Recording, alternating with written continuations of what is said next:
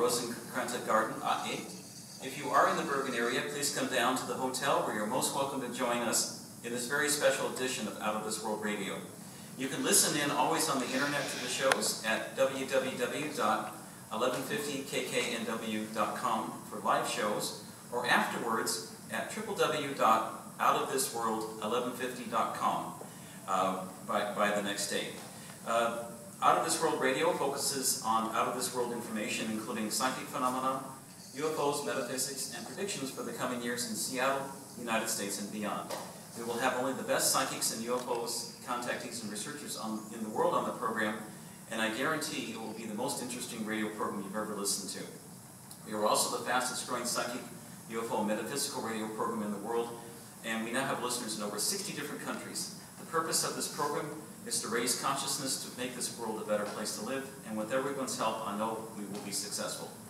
We're broadcasting again live from Bergen, Norway, from the International UFO Conference, and I just want to introduce quickly the organizer of the conference, and to thank him so much for organizing this wonderful conference. If you could come up to the microphone, please.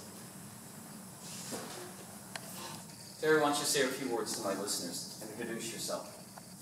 Yes, hello, my name is Terry Roseberg. I'm organizing this conference together with my fiancée and Christine Norman. So we have two people behind this. Wonderful, wonderful. And thank you so much for getting this conference going. We have some wonderful guests here, and we'll be putting all 5 of them on, 5 or 6 of them on now.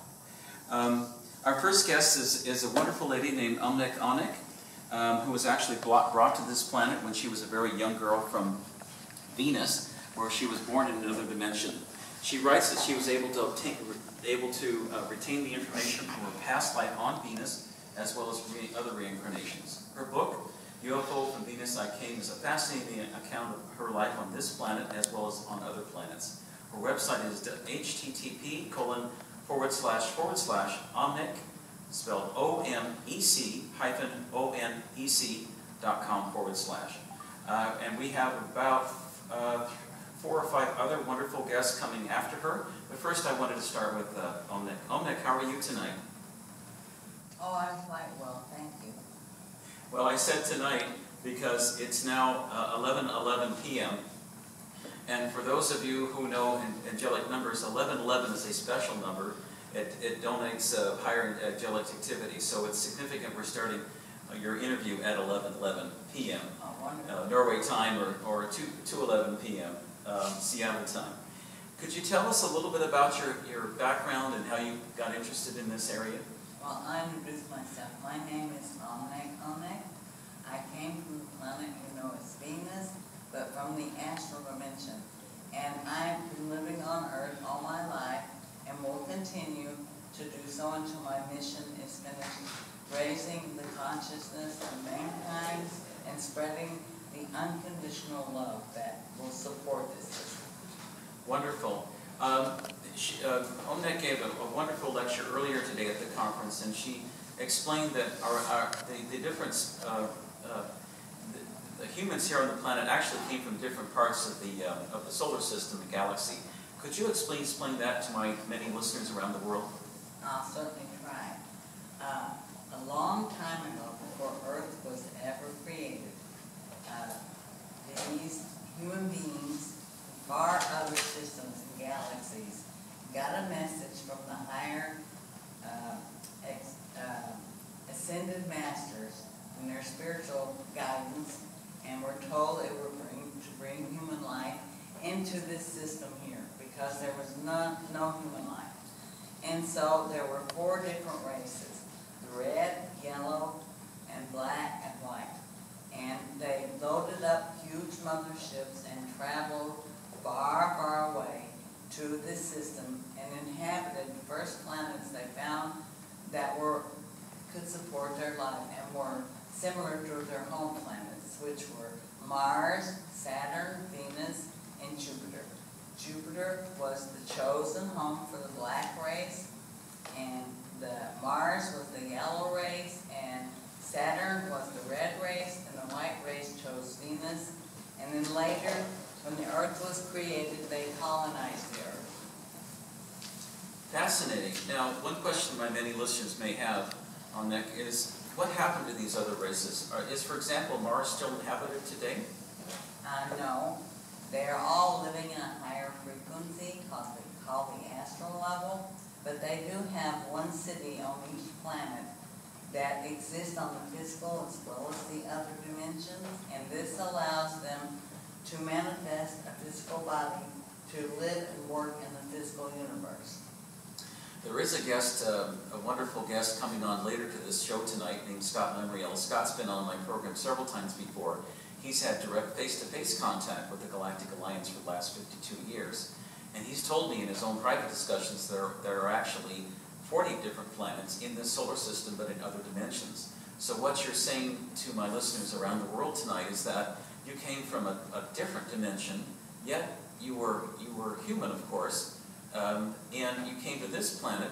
What was your purpose in coming to planet Earth? The Earth was created, and the four older planets, Mars, Saturn, Jupiter, and Venus, watched the creation of Earth and supplied the Earth with minerals, plants, and animals to create a harmonious environment. All of these life forms volunteered to come to Earth and work in cooperation and create an inhabitable environment like a paradise for human beings. And then the masses of these four planets came to Earth and colonized the Earth, like Atlantis, Lemuria, the Aztecs, the Egyptians. These are some of the first colonies, and they still exist today. Of course, it's more mixed. Interesting. What a fascinating account of what happened. I know that I myself have wondered, where did we come from? How did life get started on this planet? And one of the questions, too, I wanted to ask is that what is our purpose as humans on this planet? Is it to take care of other plant and animal life? Well, we need these other life forms for our sustenance and our existence. And we're the caretaker for all these lower life forms, because before we were human beings, we went through our soul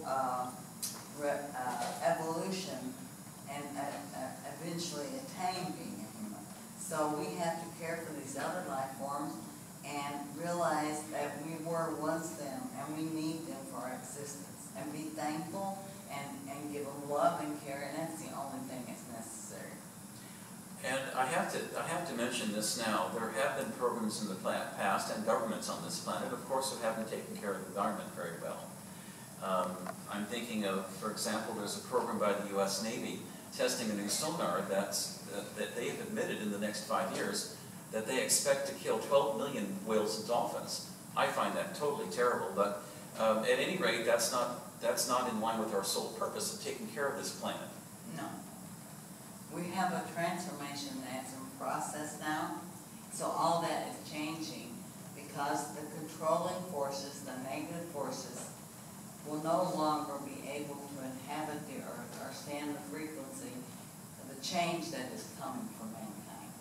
So this is to protect the Earth and to raise the consciousness and awareness of human beings so that we can have a completely beautiful and balanced, harmonious Earth.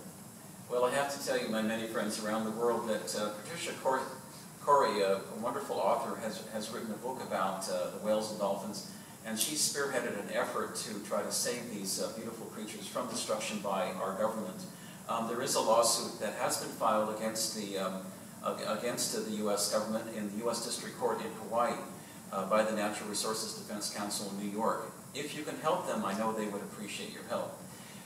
Going on to other subjects, Omnec, what do you think our sole destiny is on this planet? Do you foresee better times for humankind on the planet? Oh, of course. As I said, the transformation is in process, and it's to return human beings to the original form that they once were. They had a great awareness, a spiritual connection to the other dimension and guidance, and they were aware of souls inhabiting all life forms, and they had much more harmony, and that's where our intention is to return the Earth to the original form that God created and intended. Well, isn't that what a wonderful thing to look forward to. I have to tell you that Scott Lemriel has also told me that on a quote, normal that we use 100% of our brain instead of 10%. Einstein said famously decades ago that if we did use 100% of our brain, what a world this could be.